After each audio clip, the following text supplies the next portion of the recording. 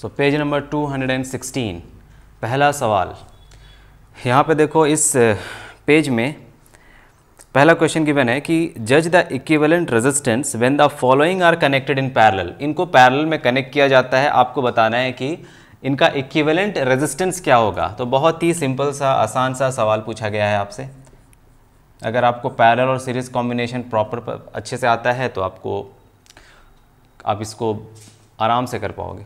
चलो देखो, सबसे पहले इनको हम पैरेलल में कनेक्ट करते हैं। पैरेलल का मतलब क्या? सबसे पहले पैरेलल का मतलब है कि एक यूं और दूसरा यूं, मतलब ऊपर नीचे होगा ये कनेक्शन इस तरह से, है ना। ये है 1 ओम और ये है 10 to the power 6 ohm. Sir what is this you and you? चलो, तो यहाँ पे क्या है कि ये दोनों जो है पैरेलल में कनेक्टेड है। अब भाई पैरेलल में कनेक्टेड है तो फॉर्मूला तो हमें सबको पता है। फॉर्मूला होता है 1/r equivalent is equal to 1/r1 plus 1/r2। मैंने आपको बोला था कि जब भी दो रेजिस्टर्स पैरेलल में कनेक्टेड हो तो इसके बजाय तुम डायरेक्टली फॉर्मूला यूज़ करना, r equivalent is equal to r1 r2 by r1 plus r2। ठीक है, जब इसको तुम सॉल्व करोगे, देखो इसको सॉल्व करोगे तो एलसीएम आ जाएगा r1 r2, पहली बात r1 r2 एलसीएम आ जाएगा, ऊपर r1 प्लस r2 आ जाएगा, है ना। अब r इक्विवेलेंट निकालेंगे तो इसका रेसिप्रोकल करेंगे तो ये ऊपर आ जाएगा। तो डायरेक्टली ये फॉर्मूला यूज़ करो भाई।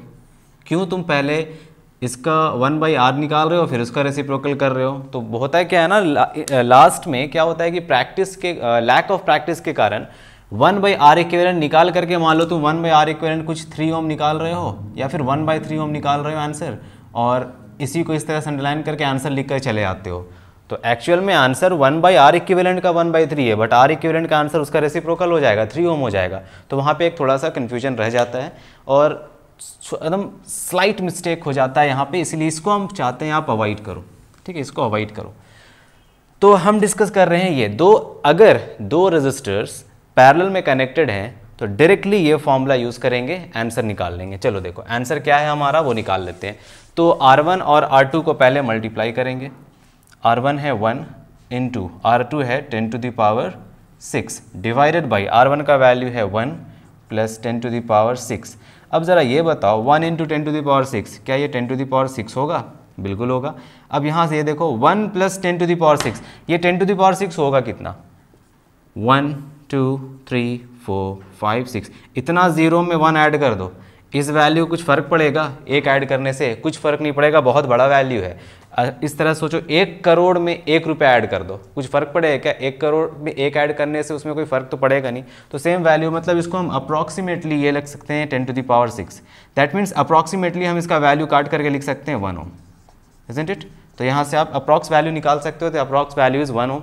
अगर इन दोनों कनेक्ट किया जाएगा तो अप्रॉक्सीमेटली आंसर इतना मिलेगा। ये एग्जैक्ट वैल्यू नहीं है, ठीक है। एग्जैक्ट वैल्यू अगर निकालोगे तो 1 ओम से कम आएगा, बट अप्रॉक्स वैल्यू तुम 1 ओम लिख करके यहाँ पे छोड़ सकते हो, ठीक है। या फिर इससे छोटा लिख देना, 0.98 कर देना, कोई दिक्कत नहीं। अप्रॉक्स 0.98 या फिर अप्रॉक्सीमेटली 0.99 ओम भी कर सकते हो, ठीक है। इसमें लॉजिक क्या है कि दो जो रेजिस्टर्स है, ये दो रेजिस्टर्स जो है ये पैरेलल में कनेक्टेड है। तो यहाँ पे जब दो पैरेलल में कनेक्टेड हैं तो इक्विवेलेंट रेजिस्टेंस जो आएगा, इन दोनों रेजिस्टर्स में जो सबसे कम रेजिस्टेंस का रेजिस्टर होगा उससे भी कम आपका इक्विवेलेंट रेजिस्टेंस आएगा, क्योंकि दोनों पैरेलल में है। पैरेलल में होता है क्या है, मिनिमम रेजिस्टेंस निकल कर आता है। देखिए जैसे कि आपके पास 3 रेजिस्टर्स है, 2 ओम 3 ओम और 4 ओम। ये 3 रेजिस्टर्स है आपके पास। आपको बोला जाए इनको पैरेलल में कनेक्ट करो, तो जब पैरेलल में तुम कनेक्ट करोगे तो इनका इक्विवेलेंट रेजिस्टेंस 2 ओम से छोटा आएगा। क्यों? क्योंकि देखो इन सब में 2 ओम सबसे छोटा है, और तुम जब इसका इक्विवेलेंट निकालोगे तो इससे भी छोटा आएगा। मतलब इंडिविजुअल रेजिस्टर्स में से जो रेजिस्टर सबसे छोटा वैल्यू लेकर रहता है यहाँ पे 2 ओम, उससे भी कम वैल्यू यहाँ पे निकल कर आता है पैरेलल केस में। पैरेलल के केस में मिनिमम रेजिस्टेंस निकल कर आता है। अगर इन्हीं तीनों रेजिस्टर्स को तुम सीरीज में ज्वाइन करोगे, सीरीज में कनेक्ट करके इसका वैल्यू निकालोगे, तो इन सीरीज में कनेक्ट करने से ये जो रेजिस्टर्स हैं इनमें जो सबसे बड़ा वैल्यू है, मतलब 4 ओम, इससे ज़्यादा वैल्यू निकल कर आएगा। मतलब सीरीज में जब तुम रेजिस्टेंस को कनेक्ट करोगे तो मैक्सिमम वैल्यू देगा, ठीक है, और पैरेलल में कनेक्ट करोगे तो इनका जो मिनिमम है उससे भी मिनिमम वैल्यू देगा। ठीक है, पैरेलल में, और सीरीज में इनका जो मैक्सिमम है उससे ज़्यादा वैल्यू देगा। तो इस तरह से लॉजिकली तुम सोच सकते हो कि अप्रॉक्स 1 ओम तो आ रहा है, तो अप्रॉक्स हम 1 ओम लिख सकते हैं, कोई दिक्कत नहीं है। लेकिन हाँ, यहाँ पर अगर दिख रहा है हमें 1 ओम और 10⁶ ओम, इन दोनों में सबसे छोटा तो ये है और दोनों पैरेलल में कनेक्टेड है, तो इक्विवेलेंट रेजिस्टेंस जो आएगा वो इससे भी छोटा होगा। ये सोच करके हम 0.99 कर सकते हैं ना ये चीज़, या फिर 0.98 कर दो, कोई दिक्कत नहीं है। लेकिन ज़्यादा छोटा वैल्यू मत लिख देना, 0.90 या 89 मत कर देना, थोड़ा आसपास का वैल्यू लिखना, क्योंकि अप्रॉक्सीमेटली 1 ओम के बराबर है ये। तो ये हो गया, ठीक है। चलो आगे देखते हैं नेक्स्ट क्वेश्चन। अगला क्वेश्चन हमें गिवन है कि ये जो तीनों रेजिस्टर्स है इनके कारण जो इक्विवेलेंट रेजिस्टेंस आएगा इसको निकाल कर दिखाओ। अब सेम क्वेश्चन यहाँ पे भी है, तीनों पैरेलल में कनेक्टेड है। अब तीनों पैरेलल में कनेक्टेड है तो आप एक गेस कर सकते हो कि जो इक्विवेलेंट रेजिस्टेंस आएगा वो इन तीनों में सबसे छोटा रेजिस्टेंस जो है, मतलब 1 ओम, इससे भी छोटा आएगा, मतलब 0.999 कुछ आ सकता है, क्योंकि यहाँ वैल्यू देखो 1 है, 10⁻³ है, 10⁻6 है, तो जो वैल्यू आने वाला है वो बहुत मिनिमम वैल्यू आने वाला है। तो यहाँ पे एक गेसिंग कर सकते हैं हम। चलो इसको बना लेते हैं पहले।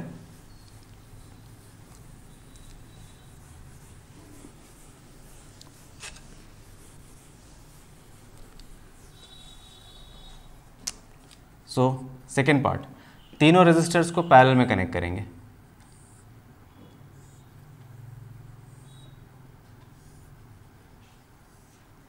ये है 1 ओम, ये है 10⁻³ ओम, और ये है 10⁻6 ओम। ठीक है, इनको पैरेलल में कनेक्ट किया गया, इक्विवेलेंट रेजिस्टेंस निकाला गया। अब डायरेक्ट फॉर्मूला सुनो इसके लिए, जब तीन रेजिस्टर्स सीरीज पैरेलल में हो तो डायरेक्टली हम निकालेंगे इसको, R1 R2 R3 divided by R1 R2 plus R2 R3 plus R3 R1। ठीक है, ये तीन रेजिस्टर्स अगर पैरेलल में है तो इस तरह से डायरेक्ट फॉर्मूला हम यूज़ कर सकते हैं, R1 R2 R3 divided by R1 R2 plus R2 R3 plus R3 R1। ठीक है, लेकिन यहाँ पे देखो ये बहुत बड़ा बड़ा वैल्यूज़ है, इसको मल्टीप्लाई करेंगे तो 10⁻³ इंटू 10⁻6 ऐड करके 10⁻9 आ जाएगा। तो ये सब वैल्यूज़ को हम अवॉइड करेंगे। हम सिंपली क्या करते हैं, हम इसको अलग अलग ही सॉल्व कर लेते हैं, ज़्यादा बेटर रहेगा। एलसीएम निकाल कर देख लेंगे। ठीक है, ठीक है, चलो तो इसको याद रखना, ये आपका डायरेक्ट फॉर्मूला है, बट हम यहाँ पे इसी फॉर्मूले से बना लेते हैं। R equivalent is equal to 1/1 plus 1/10⁻³ plus 1/10⁻6। देखो यहाँ पे एलसीएम क्या आएगा, एलसीएम आएगा 10⁻6, यहाँ लिख लेंगे 10⁻6 एलसीएम। यहाँ पे क्या आएगा, यहाँ पे आएगा 10⁻6 प्लस यहाँ पे क्या आएगा 10⁻³ और यहाँ पे क्या आएगा 1।